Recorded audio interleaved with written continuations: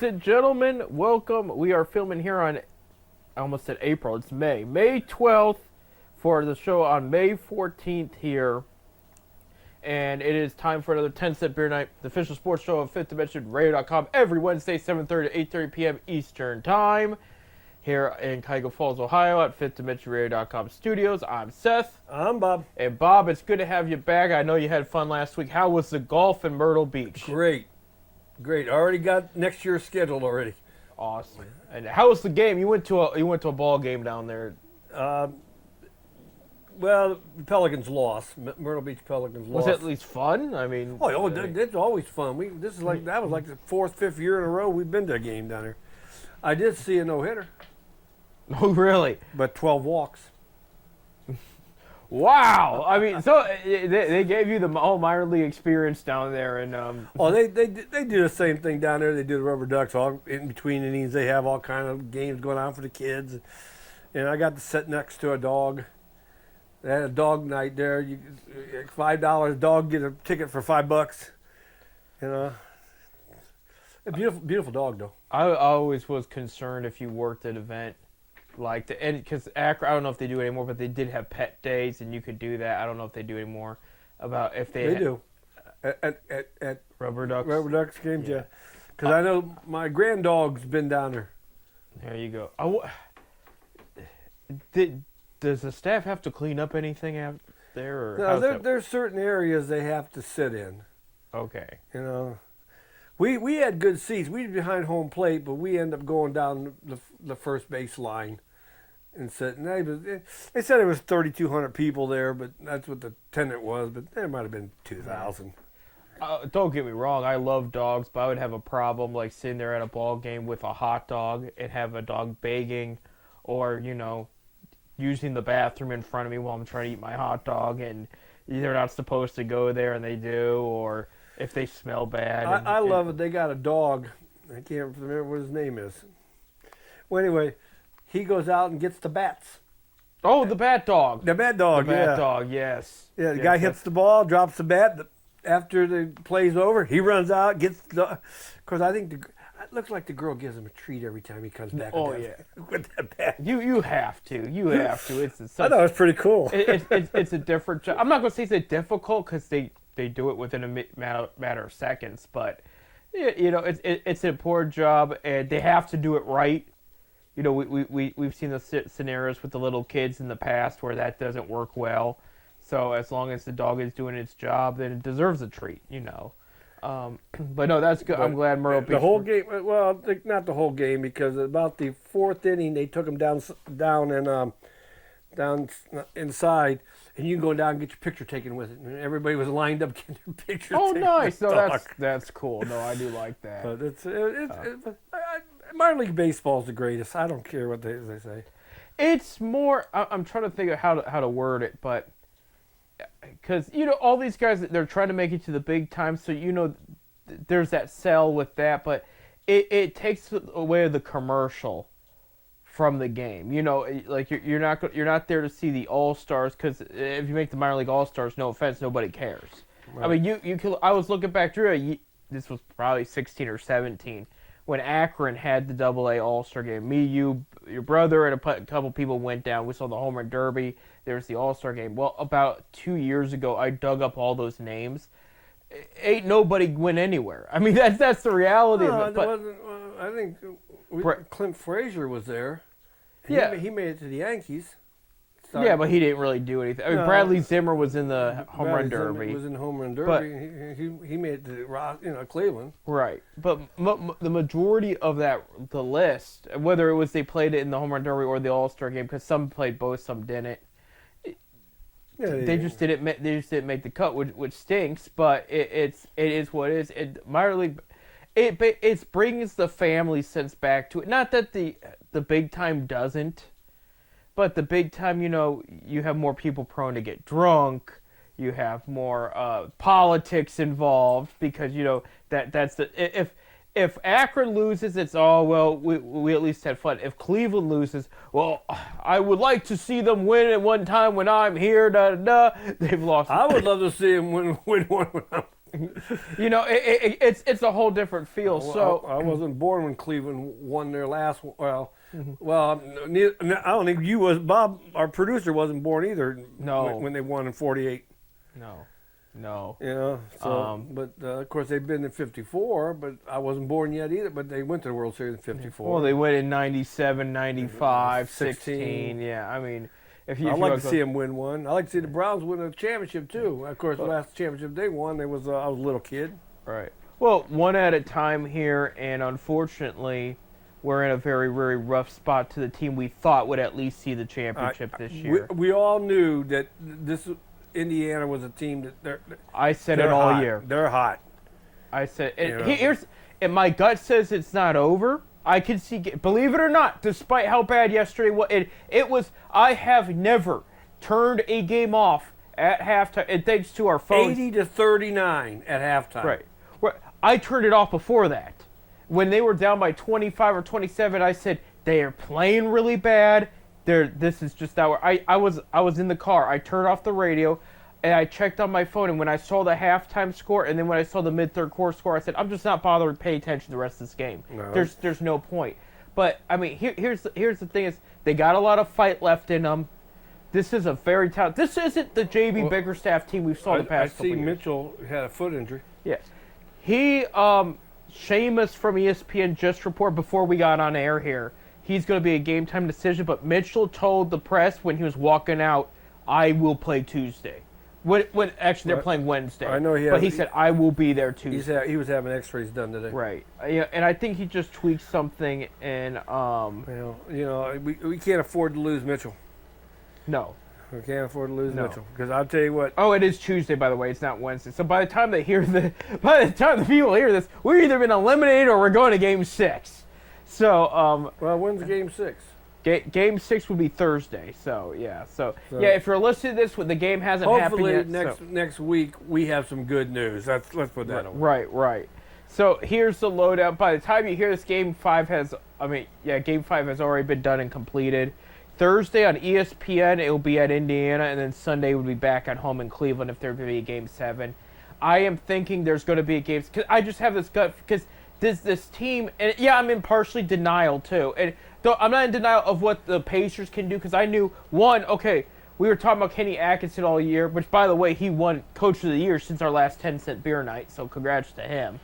But Rick Carlisle is one of the better coaches in the league, and he's got a loaded roster talent. This is the guy that eliminated. Do you remember that Miami Heat team that went up against the Dallas Mavericks in 2000? I'll tell you what, they're looking good. They're playing good. A lot of veteran experience, a lot of good depth, and it's exposing some of Cleveland's. Which Cleveland is a great team. They made it this far. They were the number one seed for a reason. But I do think that they're exposed that parts of the roster might need tune-up going in this offseason.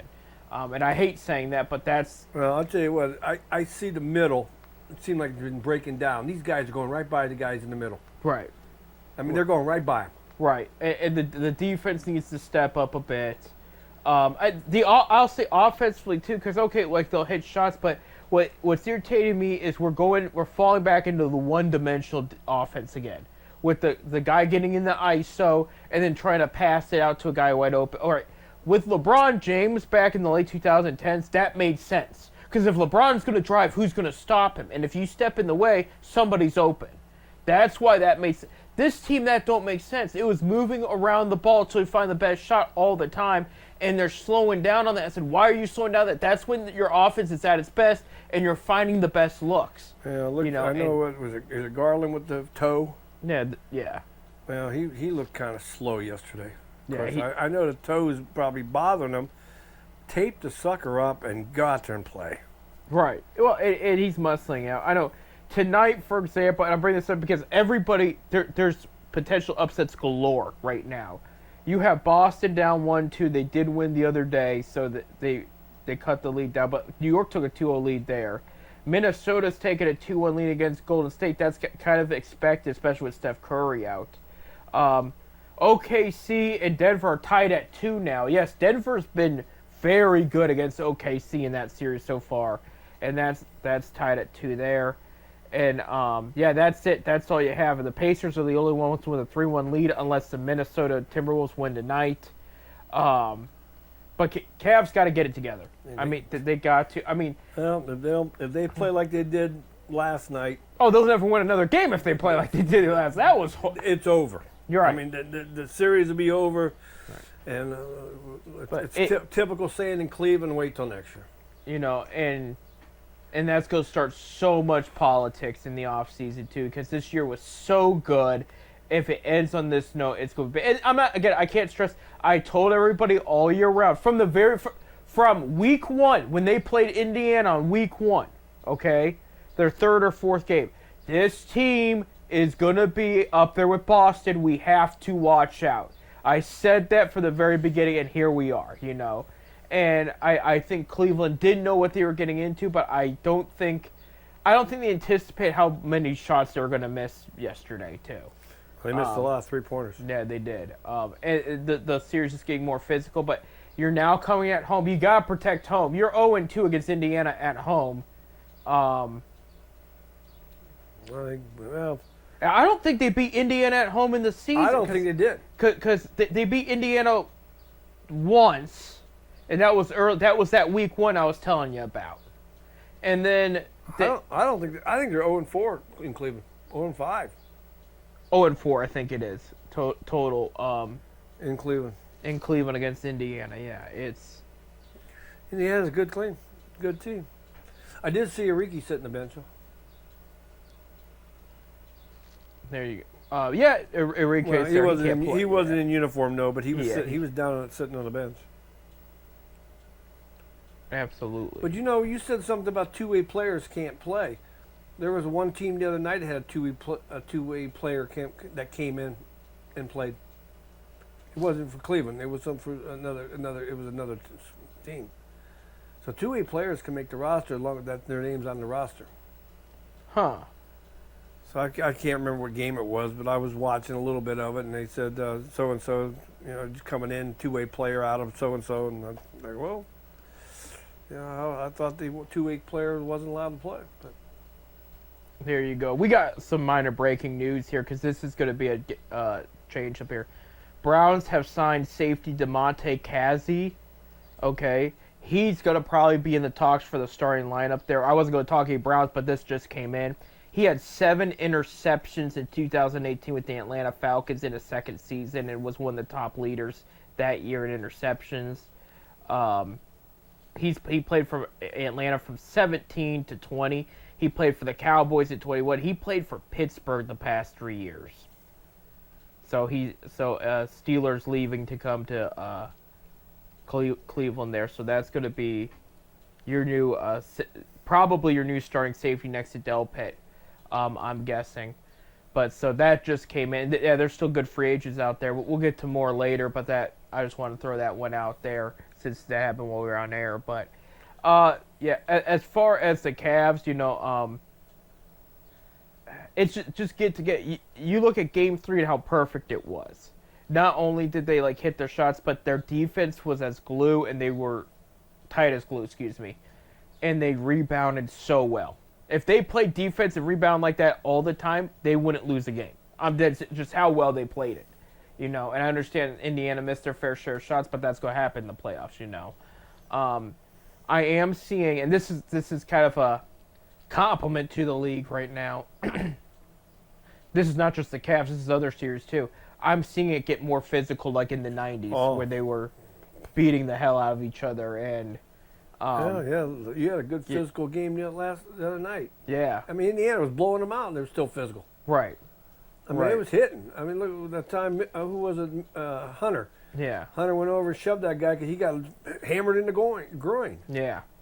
Yeah, and then that guy got ejected. He got ejected, and then they, of course, the two announcers on television were saying both of them should have been ejected.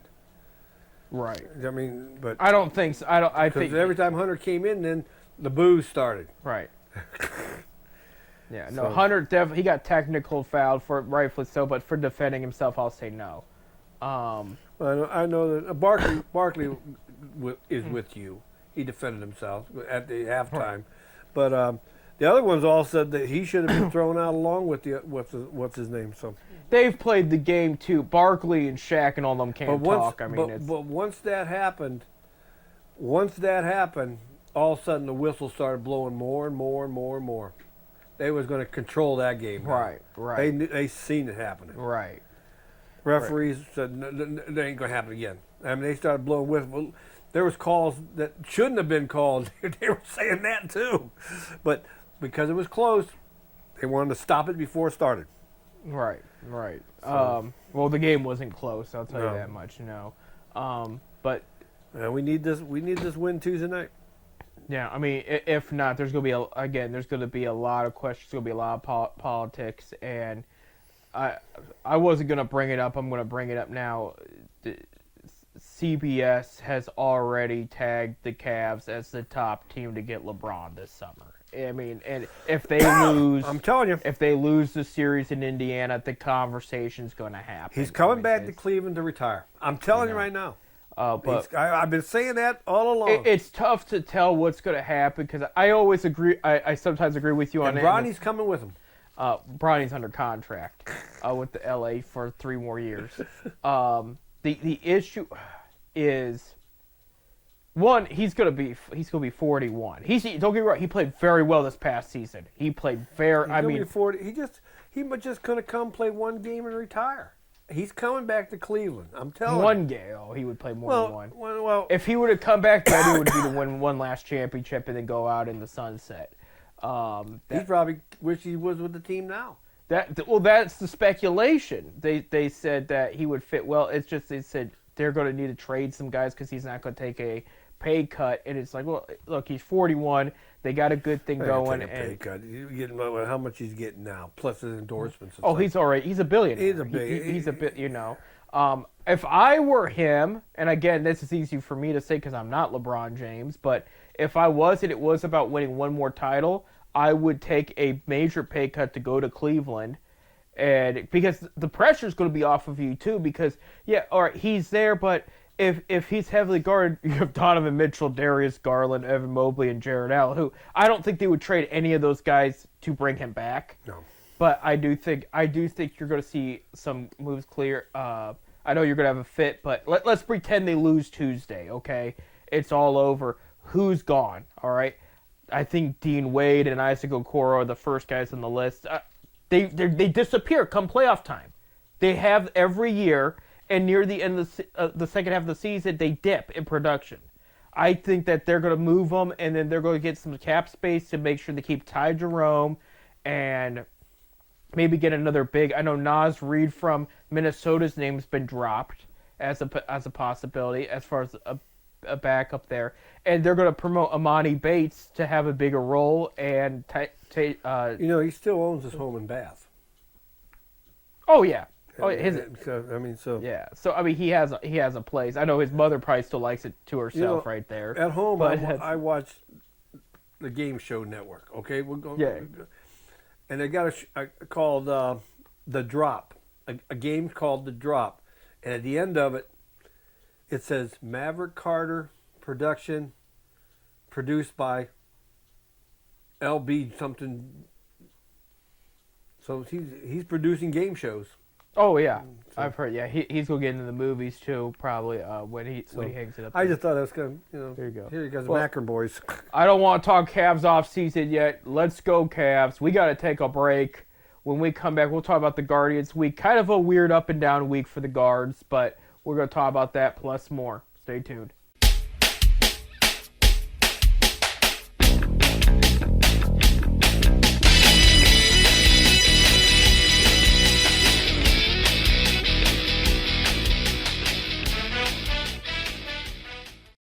Well, welcome back to 10 Cent Beer Night here on FifthDimensionRadio.com. I'm Seth. I'm Bob. All right, Cleveland Guardians went 3 for 3 this past week in National League East play. They started down in Washington, D.C., where they had a rainout, and then it got postponed, so they had a doubleheader. And they took 2 out of 3 against the Nationals team. And one game was a blowout. The other was close, but high scoring all around for the Guard. I mean, at least 8 runs in each game. So I mean, they lost the first one 9-10, won the second one 9-1, and then won the third one 8-6. So they were scoring all kinds of points on that young.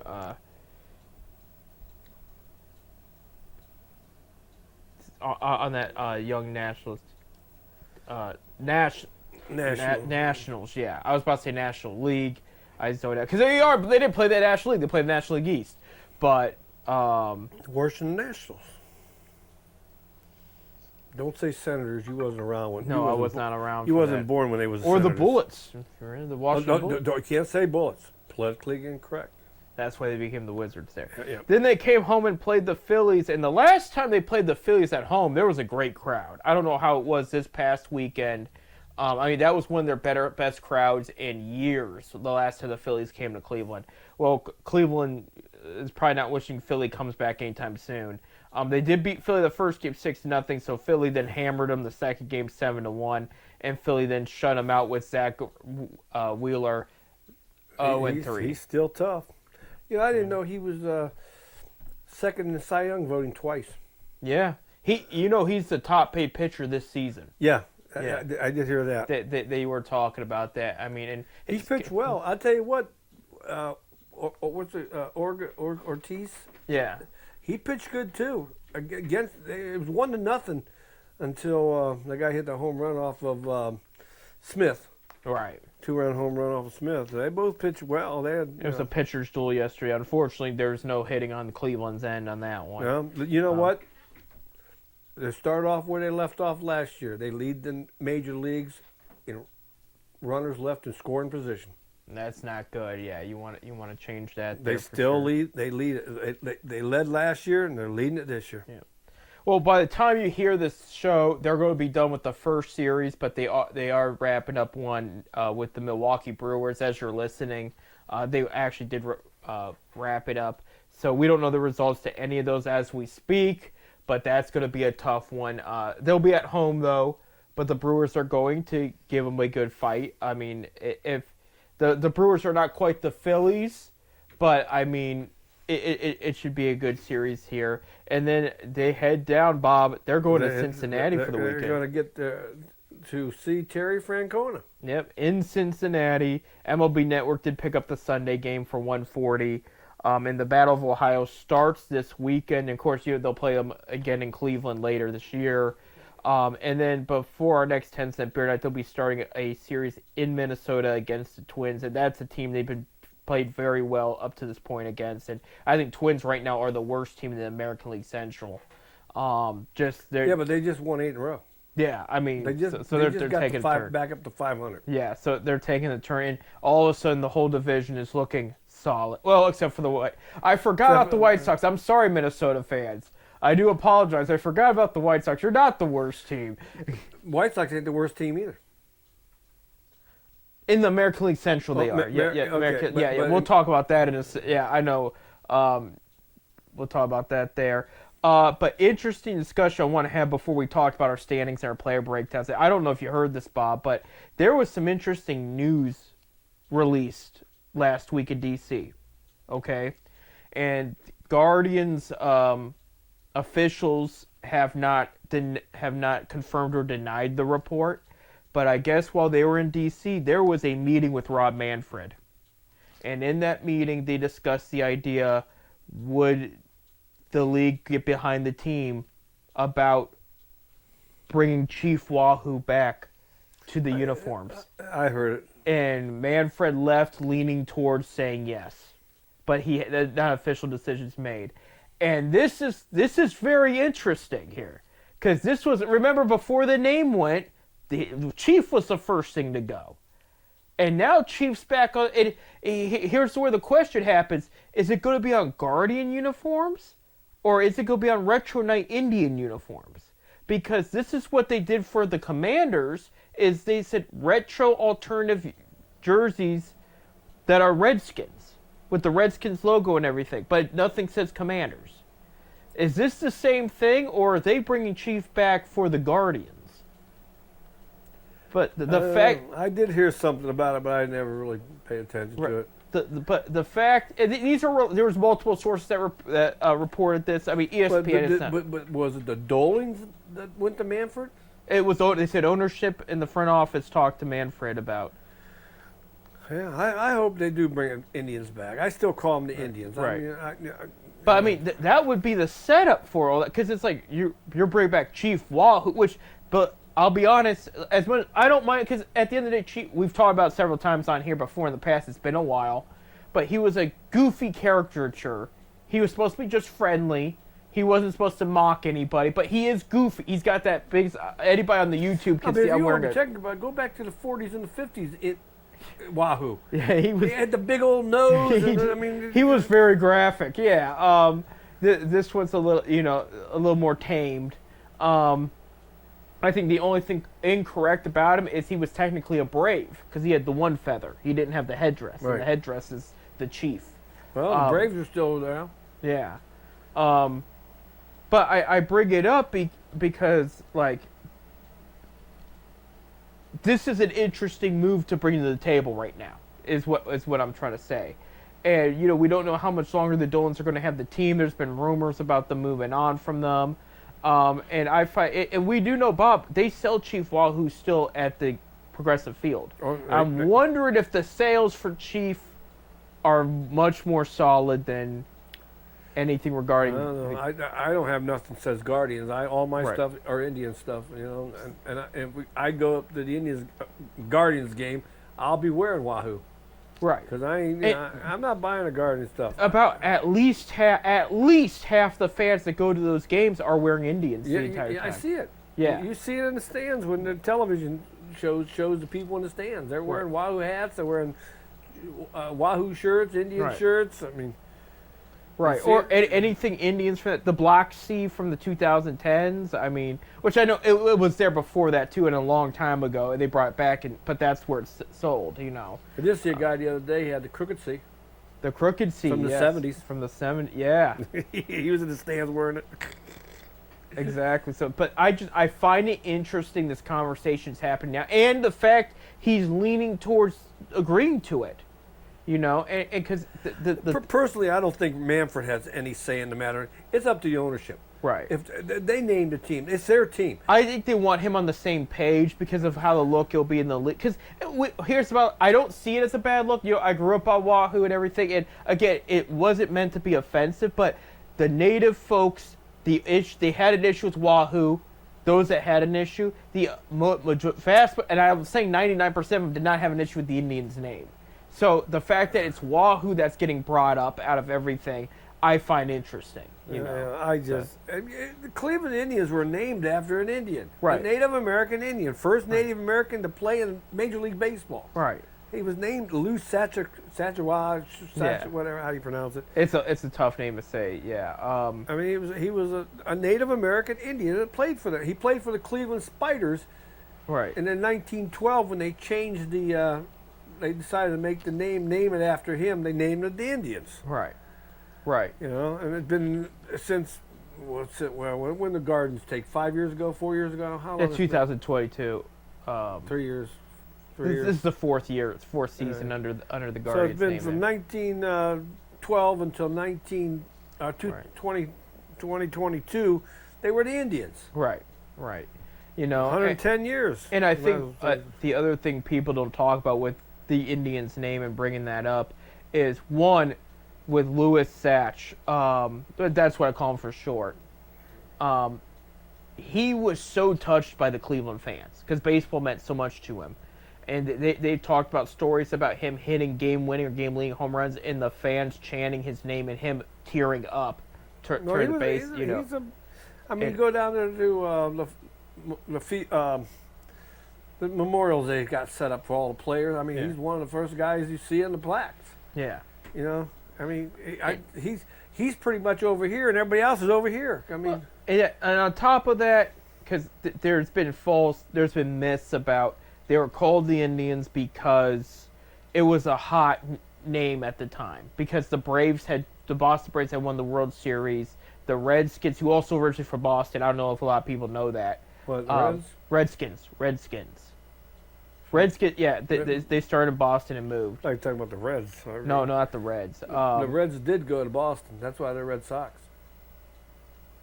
There you go. No, that's Yeah. true. They moved the team in 1866 to Boston, and the new team in '69 came in, the first paid team. So there you go. Some history there for you.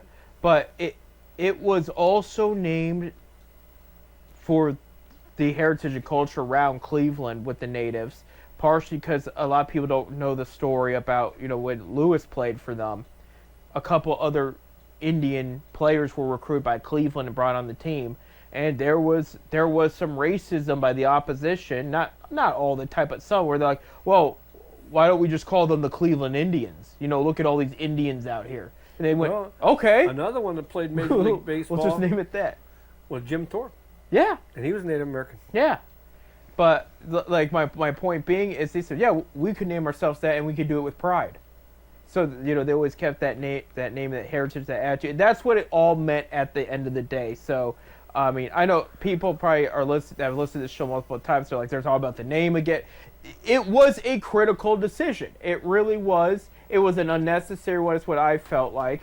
But the fact that we're talking about Wahoo potentially returning kind of gets the blood pumping a little bit. Like, okay, all right, coming back down to earth a little bit, But at the same time, if you wear Wahoo, you got to figure out a way to win.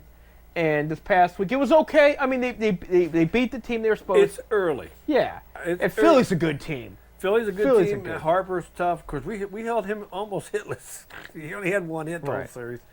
But Philly's a good team, and they're going to be in the run for the Eastern Division of the National League. Right. But it's early. You know what? We're going to be playing Minnesota and Detroit. Those are the teams we got to beat. Right. The Kansas Cities, the Minnesota, the Chicagos. We're going to be playing them all again. Those are the teams we got to beat. You got to win your division games. As long as we can keep winning series, we're going to win 90 games. Right. And 90 games will get you in the playoffs. Right. Especially in this day and age where there's more playoff teams. With the wild card spots and stuff. Your beginning of the week standings update here in the American League Central. The Tigers lead the division and have the best record in the American League, second best in the league, 26-15. So they're playing very well right now, and their bats are starting to heat up too. Guards are 23-17, 2.5 games back. 24-18, also 2.5 games back, is the Kansas City Royals, who have played pretty decent of late as well. I think five of the top four of the top five teams are from the Central Division. It was Right. You're close there. Yeah, because Minnesota's 21-20, and they're up there. Yeah, with the middle of everybody else, and then you have White Sox at 12-29. There at dead last. American League East, New York Yankees 23-17 are on top there. Boston Red Sox 2 games behind, 22-20, and all these Rafael Devers trade rumors, and his bat is starting to get hot. So he'll be a hot commodity at the trade deadline there. There's so much smoke. I have a hard time seeing Boston not moving him at this point. Blue Jays are 20-20. They're 3 games back there. Rays are 18-22. They're 5 games back. Had a weird week for Tampa Bay. Orioles are dead last at 15-24. that I can't believe. Their pitching, their hitting is starting to heat up a bit. They had a good home run day this past week where they hit 7 solo home runs or something like that. Something like that. Their pitching, I thought, would be better than what it is. Right. They did get Zach Eflin back from an injury yesterday, so that's going to help a bit, but they're a little bit off there. And first for the American League West is the Seattle Mariners at 22-17. 2 games behind them at 20-19 are the Houston Astros, as Astros are picking it up and playing better. Third, the Sacramento A's, 21-20, 2 games behind them. I mean, A's are continuing the conversation. You want to talk about a team that has surprised people? It's Oakland there. 20-21 are the Rangers. They Rangers. want to sell tickets in Las Vegas. Yeah. And Anaheim Angels are last at 16-23. There in the National League East, the Mets are 26-15. A game and a half behind them are the Phillies, who are 24-16. And Atlanta Braves are 19-21, playing much better, 6.5 games back right now. But they've won 5 of the last 10 of recent, which is good for them. The Nationals are 17-24, 9 games behind them, and then you have the Miami Marlins at 15-24, 10 games behind them. But I think this is where I expected the National League to be most of the year, and I think it's coming to form now. I think the only thing difference, we'll see if the Nationals can beat the Braves for that third spot there. In the National League Central, the Chicago Cubs are in first with 23-18. A game behind them at 22-19 are the St. Louis Cardinals. In third are the Milwaukee Brewers at 20-21, 3 games behind them. They will be playing Cleveland. They're wrapping up, I should say, by the time you listen to this, their series with Cleveland there. And then fourth place Reds are 20-22. Not playing bad of late though. They lost 4 in a row this past week. Right. Even in their losses, they haven't been playing bad. No. They lost. I take it back. They lost 3 in a row. They lost 1-0. I think 3-0 and 2-1 or something like that. But they won. They won the first game of a set 6-0. Right. Terry's got him playing good. So. Yeah. So I mean, again, it's early. I did see Gavin Lux has some pretty good stats at the plate right now for them, and that's good. Gavin was fun to watch in L.A. So him just being Cincinnati, that's kind of cool. Pittsburgh Pirates are last in the National League Central, 14-27. They fired Shelton this past week and promoted one of their old legends there. They was yelling in the stands the other day, "Sell the team, sell the team." Yeah. Yeah, it was Derek Shelton, former Indians hitting coach. Yeah. And that was back when the Eric Wedge era. He was a hitting coach there. Don Kelly is going to be the interim. He used to play for the Pirates, very well loved out there. In the National League West, Dodgers are back in first place after a couple weeks of not being in first place. 27-14, best record in the majors. And Freddie Freeman, what a week he had if you had him on any fantasy team. He was disgusting. He looked good. San Diego Padres are 25-14, a game behind them. San Francisco Giants hanging in there, 3 games behind them, 24-17. Diamondbacks playing pretty well of late. It's been inconsistent, but, I mean, Corbin Burns shut out the Dodgers the other day, so he started to pick it up. 21-20 are the Diamondbacks. And the Colorado Rockies are dead last at the league worst, 7-33. Bud Black was fired yesterday, and he's been there for a while. He got fired after they got beat 22-0. And you know what the sad thing about it is? They get beat 22-0. They had 38,000 in the stands. They were saying that they don't. Colorado don't get the recognition they should get. That baseball fans are out there. They're averaging over a little over. They've got 6 wins or 7 wins now. They're averaging over 23,000 a game, with 7 wins. So the fans are supporting the team. They just don't got a team. And firing Bud Black was wrong. Bud only can work with what he's got. He don't got nothing. Period. Right. No. He'd have nothing. The new.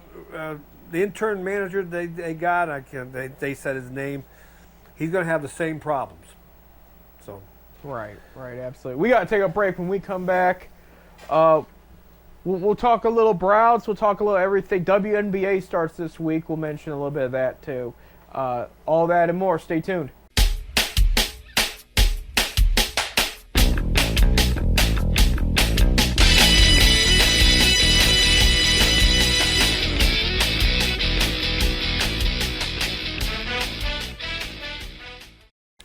And welcome back to our last segment of 10 Cent Beer Night here on this pretty inconsistent weather week we're having in Ohio, because it's going to be warm, but some days are going to pour and some days are going to be sunny. Well, right, when I was in Myrtle Beach, it rained every day in the evenings, but it never rained on the golf course. Never rains on a golf course. Never. How are the Gators? Got some good pictures. I didn't take them. Mike and Pete was taking pictures of the Gators. Thing, a Gator's a Gator. Right. They just must have been spawning year or something, because we've seen a lot of babies. A lot of big ones. They are cute until they try to get your dog. You get them around the water there, and all you get down to look at them, and all of a sudden you hear the Mama's out there. She's not having me. You get away from my babies. Don't worry, I don't want any part of you or your babies at that point. They got a weird little growl. There you Sorry. go. Go ahead. No, you're fine. You're fine there. I'd probably rather talk about this than the Browns right now, but we have to talk about the Browns a little bit. We got some stuff we need to talk. I see. Rookie camp was just the other day. Yeah, rookie camp was the other day. With that said, we do have a little more breaking news. I was concerned about their safety depth. You know, when at the beginning of the show today, they had mentioned They already traded him. no, they signed Monte Kazee, who played for the Steelers the past 3 years. They signed another safety within a couple minutes ago while we were on break. Rayshawn Jenkins, who played for the Seattle Seahawks last year, is coming to Cleveland on a 1-year deal. So that's it's veterans, but that's their safety depth right there. So And while we're at it, any word on Chubb? well, we're going to get to that. And this is where, because with everything going on in Cleveland sports, it's that, you know, a week ago everything felt so good, everybody was so happy, and now the Cavs are down 3-1. You have the guards teasing Wahoo and not playing well against good teams. And then you had Andrew Berry come out the other day and say the door's still open, but it's very unlikely Nick Chubb comes back. So that's fake news that was on thing the other day on Facebook. What was Somebody it? says, "Welcome Chubb back to Cleveland." That was that was That's fake, what I yeah. thought it was. So the door's still open, like he said, but he said it's unlikely. So something's going on. I don't understand. It aggravates me, and I'm going to tell you why. Is because I hear these people say, well, you know, you have Jerome Ford, you have these two rookies they brought in. Okay, one, I will defend the rookie picks. They were fantastic. I mean, I am still psyched Judkins is going to be wearing brown and orange. I mean, if you wanted to find out who the next Nick Chubb was, it's this guy right here. So they picked him. And I like Sampson, the kid that got out of Tennessee. Those were necessary. And again, like Barry had said after the draft, we don't always go for position needs. We go to what's the best player on the board. They said we didn't go in intending to get 2 running backs. It just kind of happened that way. I do believe him. Here's my thing is, this team has carried 4 running backs on the roster before because people get hurt. And also running backs are also additional receivers, including Jerome Ford, who they have on the roster, okay? I don't see Pierre Strong making the roster. They have an undrafted free agent they're inviting into camp, too. I don't see making the roster. Why can't we bring Nick Chubb back? The guy's got enough in the tank. He's good for the locker room. He helped build this new environment, okay? He's not going to come asking for $30 million a year or anything crazy like that. I want to know why we can't bring him back, because it logically makes too much sense, and it makes no sense to not bring him back. It's Cleveland. You know, Cleveland don't make sense, period. You know, I'm irritated. I'm irritated about a lot of things, and you know, you were talking about the rookie camp, and the rookie camp. You know, it's just rookie camp. That's all it is. That's all. Like they show up, they run some reps. I have never heard so much buzz about a Browns rookie. And mind you, they've had hyped up draft picks before, but the whole Shedeur Sanders thing has just. And I had nothing against. I will give Shedeur credit. They were talking about he was the only rookie after camp to take the next 2 hours to stay in camp and work with the receivers and get some plays. That is big. That's extra. Not just motivation, I should say, but that's putting in the extra work now and continuing to build on it. That is huge in pro football. They really look highly on that. So that was good for them. But, I mean, again, it's just rookie camp. Mason Graham, the 5th overall pick, he got sick on the field. Just it already got to him. And people were harping on him already, like, oh, man, this guy, he's already out of it, you know, this and that. I said, he's giving his all at the end of the day. And they're going to push him harder. They're going to push these guys harder than they've ever been pushed because this is the pros, and that's what they do. But we have to hear about Shedeur. And then, That's all they talk about. Well, I don't even know why we got him. Well, we got there's there's been talk. Okay, they want to make sure. Okay, is this one of the biggest steals, or is this something they can flip later for a draft? Because there's a report that's coming out. If he's not the guy, they're gonna showcase him first in the preseason. They're gonna throw him out there like they're gonna throw everybody else.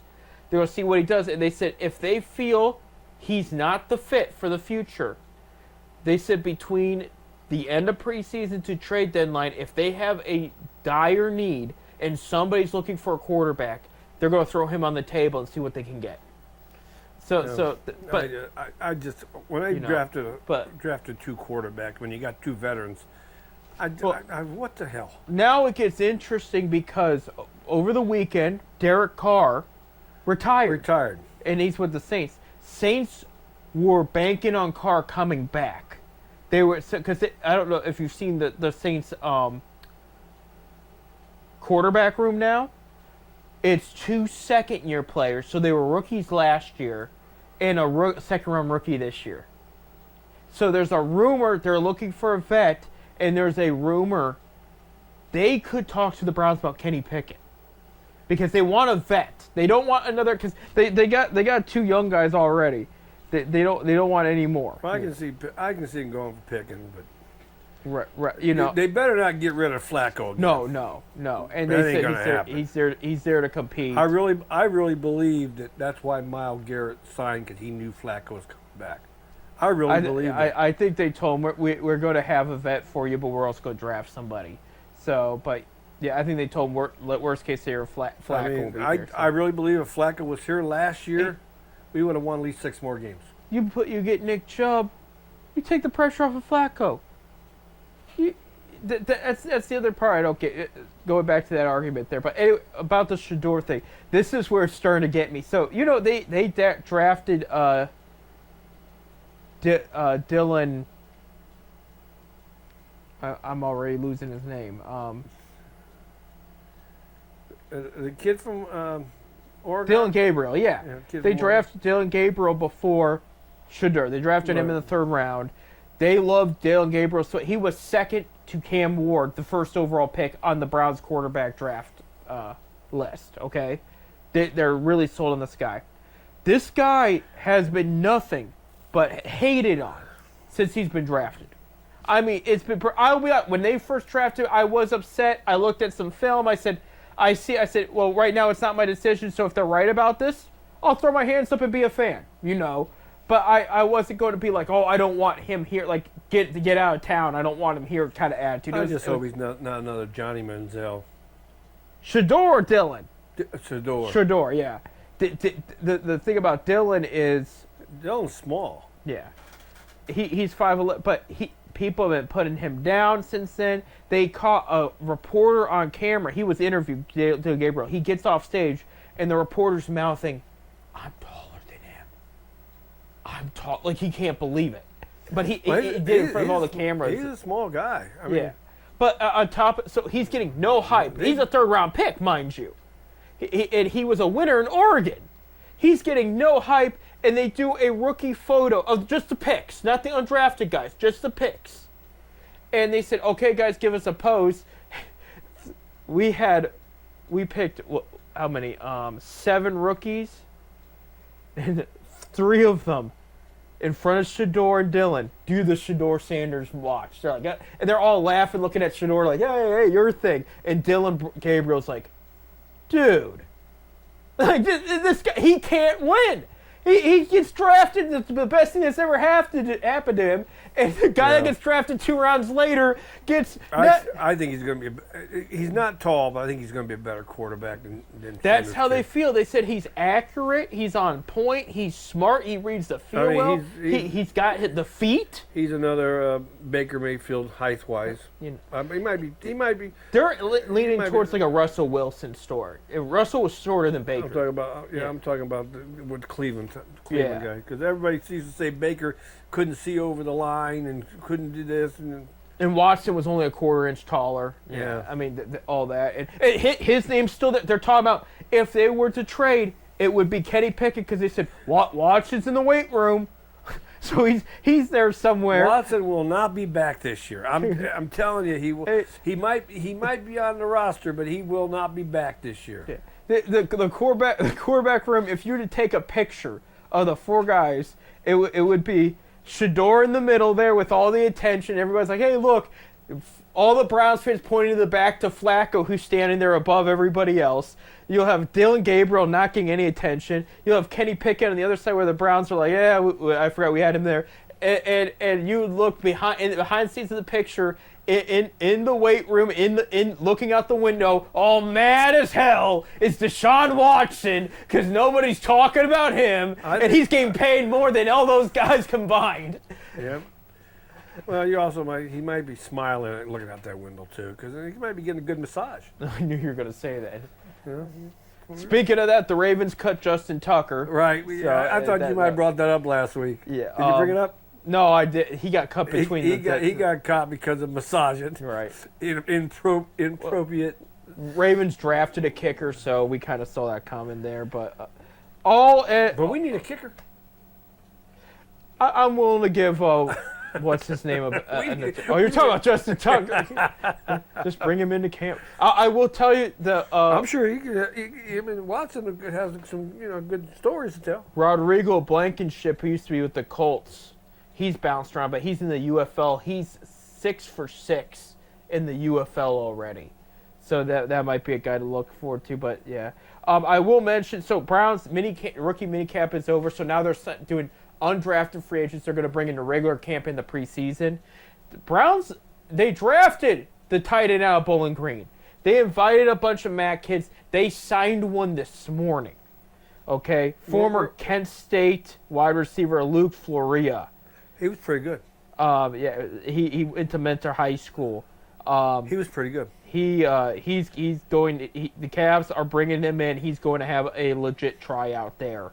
So he'll probably be playing in the preseason. He'll probably have Shador under center for him, if that's what you want to hear, and that's the honest truth there. Unless he doesn't make the team before preseason game 1, but I think the first cut's after preseason 1. Right. Because you got to give everybody at least a shot. Right. Or they sign them to the taxi squad if they want that, want to stay. Right. So we'll see what happens. But they had linebackers from Central and Western Michigan, and so Browns did their homework on the MAC. There was one Akron defensive end I was shocked they didn't bring in because they were so enamored with him, if that's the word. He made an impression. I can't think of his name on top. I have to look it up. Speaking of Akron, you hear that no bowls? Yeah, we should bring that up actually since we have the time. Yeah, so in case you haven't heard, we're big Akron Zips fans here. We talk about I just bought my tickets for football last week. I haven't got mine yet. All right. They haven't formed because of the lack of academic success from the university. Did you hear about this, producer Bob? At all? You did it? Okay. He's looking it over like he was wondering like what I was going to say. Due to lack of academic success in their grades, they have suspended the Zips a bowl game for next season. Yeah, so if the Zips go undefeated and can make a bowl game, they're not going to the bowl game because they're suspended the MAC championship and you know who you can blame on that? That's Moorhead's.